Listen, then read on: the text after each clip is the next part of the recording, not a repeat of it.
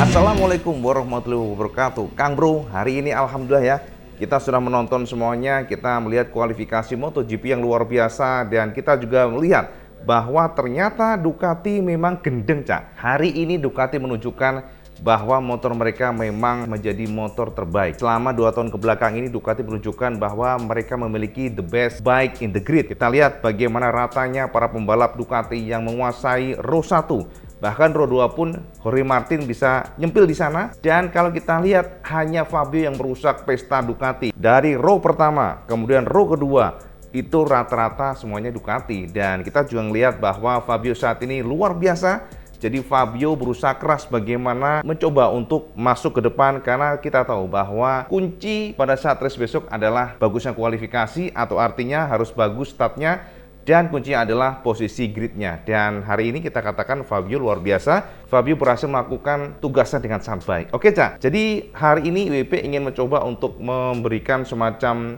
pandangan ya, analisa, dan kenapa seperti ini, kenapa seperti itu. Dan kita tahu bahwa untuk Aprilia dari kemarin sepertinya masih suffering, sedikit kesulitan, dan kita akan bedah itu. Tapi kita juga akan bedah seperti apa Ducati dan bagaimana usaha Yamaha untuk bisa nempel di depan. Mengingat walaupun kita tahu bahwa Shiken menguntungkan Yamaha karena stride-nya nggak terlalu panjang, karena nggak mengumbar top speed, akan tetapi tentu saja Ducati adalah sebuah motor yang saat ini sangat sulit untuk dikalahkan. Kang Mas, zaman pasti perhatikan ya bagaimana Ducati sangat stabil, Ducati bisa sangat kencang, Ducati sangat agile, masuk ke tikungan cepat, kemudian juga keluar tikungan juga cepat. Ini tidak lepas dari aero yang baru, Cak. Jadi ini tidak lepas dari eksperimen mereka dengan menggunakan Enea Bastianini pada 2 race sebelumnya. Bokong atau buritanya seperti sirip kayak naga begitu. IWP sudah bahas kesampaian bahwa ini tidak sembarangan. Semuanya sudah melalui eksperimen, melalui pengembangan, dan tentunya wind channel itu pasti. Jadi keterowongan udara,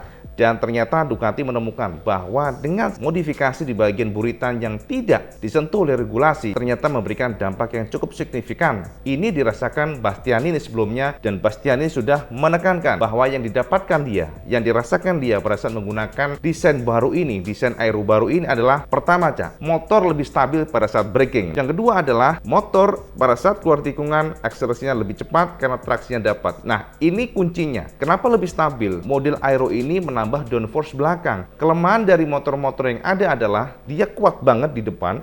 Jadi kalau kita lihat downforce-nya itu paling difokusin itu adalah di bagian depan. Ternyata Ducati jeli di sini, Cak. Ducati melakukan modifikasi, dan Ducati ternyata berhasil melakukannya. Pembalap Ducati saat ini pada saat braking mereka stabil. Jadi dibantu oleh kestabilan dari bannya yang makin ditekan ke bawah, downforce, sehingga traksi ban belakangnya pun lebih kuat. Kemudian ini juga memberikan kekuatan dari jarak pengereman yang lebih dekat. Dikonfirmasi oleh Bastianini bahwa ternyata Desmosaurus ini membuat motor lebih cepat keluar tikungan. Jadi ini menjadi kunci yang dari kacamata pribadi IWB, Shiken ini akhirnya bisa ditaklukkan oleh Ducati, bisa dihandle oleh Ducati dengan sangat baik. Dan ini cukup surprise menurut kita, karena sebelumnya menjadi masalah Ducati adalah tikungan sempit seperti ini. Ternyata saat ini dari kacamata pribadi, Gigi sebagai kepala teknis untuk Ducati mampu mengkombinasikan top speed, kestabilan braking, dan juga kecepatan di tikungan. Ini luar biasa menurut IWB. Untuk memberikan gambaran data yang lengkap buat sampean semuanya, bagaimana luar biasanya Ducati dan bagaimana dengan Fabio Quartararo termasuk juga tim-tim lainnya,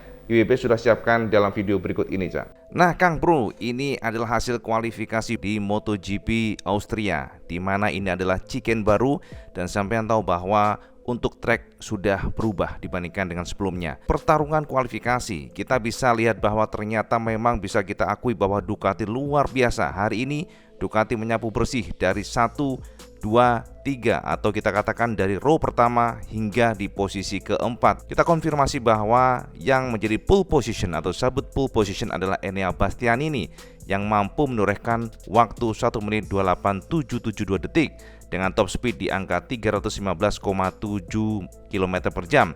Ini adalah all time record, artinya memang ini adalah data yang paling fresh mengingat untuk sirkuit yang terbaru ini memiliki layout yang baru pula. Kemudian yang kedua adalah Francesco Bagnaia atau Pecco yang menorehkan waktu sedikit lebih lambat dengan 1 menit 28796 detik, tapi sangat tipis, gapnya hanya sekitar 0024 detik. Nah, ini benar-benar sangat tipis. Dan top speed yang ditorehkan pada saat kualifikasi adalah 314,4 km per jam. Kemudian yang ketiga adalah Jack Miller yang ternyata juga luar biasa hari ini. Jadi kalau kita lihat dari 1, 2, dan 3 semuanya menggunakan buntut Desmosaurus. Makanya kalau kita lihat memang waduh, sepertinya inilah kunci bagaimana luar biasanya Ducati hari ini yang bisa menaklukkan Shiken dengan sangat gampang sekali. Oke, jadi kita lanjut ya.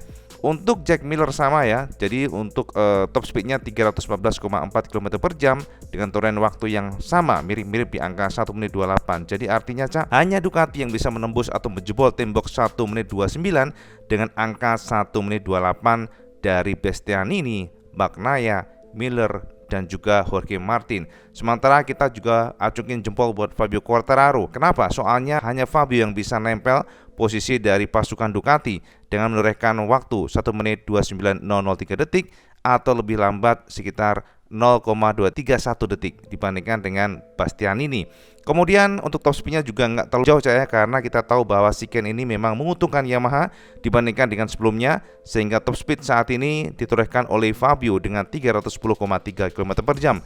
Baru keenam adalah Johann Zarco. Di sini kita perhatikan artinya pada row pertama hingga row kedua Ducati benar-benar mendominasi dan hanya dirusak oleh Fabio lewat Yamaha M1. Gila tenan Kang Mas. Kemudian yang ketujuh adalah Maverick Viñales. Kita nggak pernah menyangka Viñales yang kemarin pada free practice sepertinya suffering kedodoran, akan tetapi pada saat kualifikasi hari ini mampu menorehkan waktu yang sangat baik dengan 1 menit 29.135 detik dengan top speed di angka 310,3 km per jam. Maverick ini masih ngeluh dengan braking jadi braking area dia masih sangat susah. Artinya saat ini yang dibutuhkan di kualifikasi Austria terbaru ini, atau bukan kualifikasi secara umum untuk di Austria ini, adalah braking. Jadi braking harus stabil, braking harus sangat kuat, dan ini yang menjadi PR untuk Aprilia. Jadi itu konfirmasi dari Viñales. Dan ke-8 Joan Mir dengan Suzuki-nya mampu menorehkan waktu 1 menit 29.255 detik dan top speed di angka 311,6 km per jam. Kemudian ke-9 Alex Espargaro berjuang dari Q1, ternyata hari ini mampu masuk top 10. Nah, ini lumayan bagus mengingat sebelumnya Alex Espargaro ini sama dengan Maverick Viñales untuk braking areanya masih cukup sulit, dan ternyata step by step Aprilia mulai memperbaiki pada sektor tersebut. Lalu di 10 Fabio Di Giannantonio yang menorehkan waktu 1 menit 29.336 detik. Kemudian juga Alex Rins. Oh ya, informasi buat sampean, untuk Fabio ini ternyata tidak sama dengan Enea Bastianini karena kita tidak melihat adanya buntut Desmosaurus untuk Ducati yang digunakan oleh Fabio. Akan tetapi hanya Bastianini, Bagnaia, Miller, Luca Marini, dan 15 Pol Espargaro yang juga masih suffering. Dan ini adalah bukti bahwa dari Fabio kemudian terlempar untuk pasukan Yamaha lainnya memang sangat jauh gapnya. Kita lihat di sini terbaik kedua yakni Franco Morbidelli Yamaha punya dengan 1 menit 29.540 detik. Miguel Oliveira ke-17 startnya, 18 Stephen Bradl, lalu 19 Andrea Dovizioso, kemudian 20 Marco Bezzecchi, dan 21 Darren Binder, lalu posisi ke-22 Remy Gardner, dan 23 adalah Raul Hernandez, dan 24 Lorenzo Savadori, dan yang terakhir adalah Alex Marquez yang harus start di posisi buncit. Ini adalah top speed yang ditunjukkan pada sesi kualifikasi hari ini, yang mana pertama pastinya adalah Ducati dengan Bastianini lewat 315,7 km per jam, kemudian Jack Miller dengan 314,4 km per jam top speednya, lalu ketiga Bagnaia ternyata top speednya mirip. Dan kita lihat Zarco di sini dengan top speed 313 km per jam. Di belakangnya Jorge Martin Martin dengan top speed yang sama.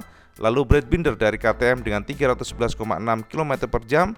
Lalu Suzuki lewat Joan Mir dengan 311,6 km per jam, sama ya.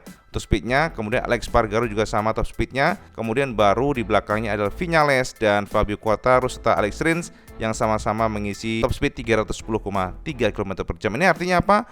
Ini bagus buat Yamaha karena tidak terlalu jomplang ya Cak, gara-gara adanya modifikasi sirkuit Shikannya ya. Jadi ini adalah sesuatu yang menguntungkan buat Fabio. Soalnya kalau yang kemarin-kemarin cukup jauh Cak, mungkin sangat jauh ya gapnya gara-gara stretnya sangat panjang.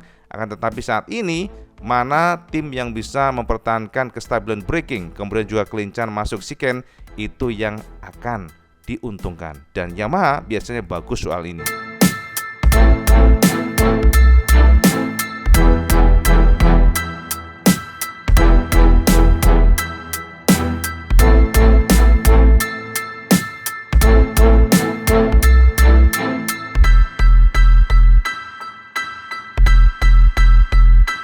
Nah, Kang Mas, wis jelas ya. Sekarang IWB ingin memberikan update lagi Kang Mas. Jadi gini, update yang paling baru dari Dorna ya. Sampai harus tahu saat ini MotoGP ini semakin turun untuk pamornya. Jadi kalau kita lihat dari ratingnya, informasinya ratingnya itu gara-gara Valentino Rossi pensiun, kemudian Marc Marquez cedera terus. Ini ternyata rating MotoGP semakin begini.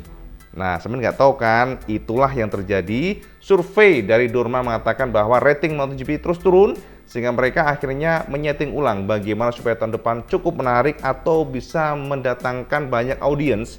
Dan ternyata Cak, diputuskan per hari ini secara official bahwa akan ada namanya sprint race tahun depan. Jadi sprint race ini adalah tambahan race yang akan dilakukan sebelum race di hari Minggu. Ini sebenarnya sudah digunakan atau diberlakukan di Formula 1. Jadi secara mekanismenya nanti detailnya akan di-share oleh mereka, tapi yang jelas sprint race ini akan dilakukan di hari Sabtu. Jadi kalau kita lihat memang ini untuk memberikan semacam tambahan tontonan lah buat semuanya. Jadi race nanti nggak hanya hari Minggu, lapnya itu nggak akan sebanyak di hari Minggu, jadi separuhnya. Dan informasinya bisa aja sih kalau mungkin race-nya hari Minggu 22 lap, pada hari Sabtunya nanti hanya akan ada 11 lap. Atau pada hari Minggunya 20 lap, maka di hari Sabtu bisa aja 10 lap. Ini konfirmasinya sprint race yang dilakukan. Dan untuk sprint race tentunya kualifikasi tetap berjalan seperti biasa ya. Kualifikasi, kemudian juga free practice hanya saja akan ditambah sprint race di hari Sabtu. Untuk sprint race sendiri bisa saja nanti ada kualifikasi sendiri, akan tetapi tidak sama dengan di BSPK, maka sprint race di MotoGP tidak akan berpengaruh pada grid di hari Minggu. Jadi taruhlah nih Fabio menang di hari Sabtu, kalau dia kualifikasinya taruhlah di start ketiga, tetap aja hari Minggunya tetap ya sesuai dengan grid kualifikasi. Jadi tidak akan ngaruh pada gridnya di hari Minggu, itu poinnya. Dan untuk poinnya Cak, jadi untuk angkanya, angka poin yang didapatkan nanti juga separuh. Jadi nggak sama dengan pada saat hari Minggu. Artinya gini, sprint race ini juga akan memberikan angka poin yang akan dikalkulasi. Ini artinya apa? Ya pastinya akan sangat menarik ya menurut IWB karena akan ada tambahan race. Posisi pertama akan diberikan poin 12. Ya, kemudian kedua adalah 9 angka, lalu ketiga adalah 7 angka ya maksudnya, keempat adalah 6, lalu posisi kelima, finish kelima adalah 5, lalu keenam adalah 4 poin, dan race finish ketujuh adalah 3 poin, kemudian race posisi ke-8 adalah 2 poin, dan race posisi 9 adalah 1 poin. Jadi gitu Cak ya. Dan kalau kita lihat memang sprint race ini adalah 50% dari Grand Prix, itu artinya ya itu tadi separuhnya Cak. Dan bisa jadi nanti kalau di rata-ratain kemungkinan besar untuk race-nya itu jam 3 di hari Sabtu. Ini artinya apa? Di tahun depan berarti akan ada totalnya kalau sesuai dengan kalender berarti bisa sekitar 40 sampai dengan 42 race dalam satu musim. Gila tenan. Ini akan membuat para pembalap harus extra effort dan ternyata juga sudah disetujui tim.